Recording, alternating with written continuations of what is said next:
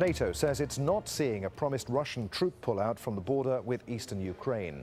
Foreign ministers from the alliance are meeting right now in Brussels to discuss their response to the annexation of Crimea. It comes as Ukraine's parliament has agreed to a series of joint military exercises with NATO on its territory. Let's go live now to Brussels. Al Jazeera's Neave is there. So, Neave, this meeting is underway right now. What are we expecting?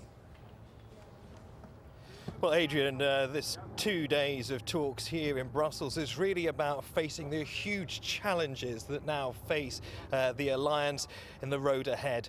And also looking ahead to protecting the sovereignty of Ukraine, as well as working out what NATO's ongoing relationship should be like with Moscow after this huge blow to attempts to bring the alliance and Moscow closer together over the last decade or so. There are those here who really feel that diplomacy is the only way to go about diffusing tensions with Moscow.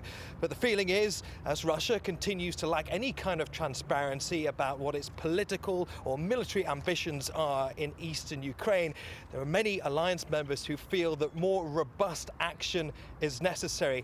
As the head of NATO said earlier, the key to defence is to be a continued deterrent in the face of any future aggression coming from the Russians. Here's what he had to say a little earlier.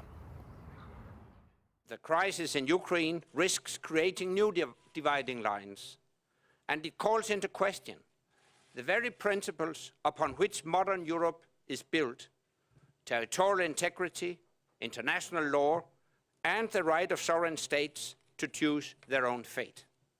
We continue to stand by Ukraine. We continue to stand up for the territorial integrity and sovereignty of our partners. And we continue to safeguard the freedom and security of our allies, so that our vision of a Europe whole, free and at peace prevails. So, Neave, where does NATO's relationship with Russia stand right now? Well, Adrian, that relationship is really at its lowest for a very long time. Definitely since the formation of the NATO-Russia Council back in 2002.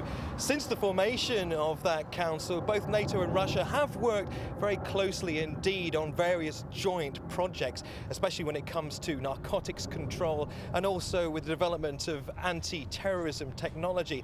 But according to NATO, those joint efforts are now on hold. The message coming from Brussels is that it certainly is no longer business as usual.